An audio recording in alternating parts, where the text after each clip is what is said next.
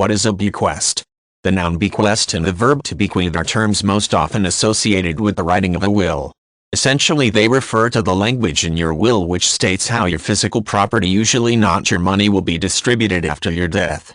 A bequest can be made on behalf of a single individual who will inherit your physical property, or it can be made to benefit a group of individuals, a company, or a non-profit or charitable organization. Provided that your bequests do not contradict state law regarding inheritance of your property when your will is probated, they should be honored. You can make bequests to dispose of large amounts or small amounts of property.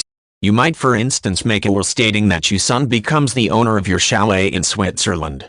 Though a bequest can be large, as with the disposing of real estate, many people bequeath very small items in a will that perhaps have sentimental value. For instance, you might want a close friend to have a particular pair of earrings she's always admired, or you can even bequeath that all family members get a lock of your hair. Sometimes bequests are called conditional since they are based on certain instructions or wishes being carried out. For instance, you could bequeath a home to a family member provided they open it as a museum. If the family member is unable to do so, you might make other provisions in the will for the disposition of that property. You can also bequeath animals provided certain care standards are maintained.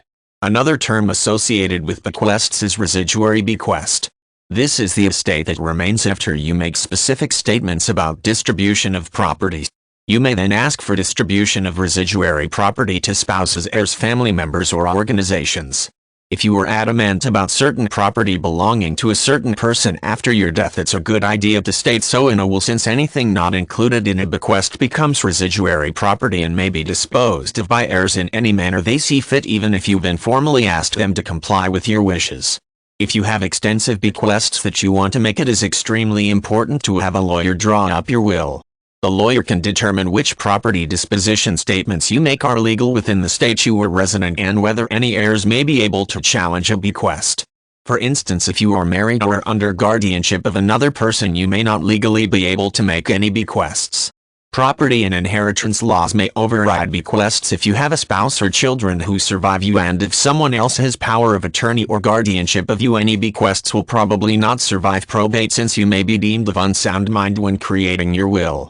Though it can be challenging to think about your death and who will get or deserves your property afterwards, it's common knowledge that the least specific wills, or no will at all, especially when quite a bit of property is involved, tend to be a touchstone for family divisiveness and ill will even among family members or friends on good terms with each other.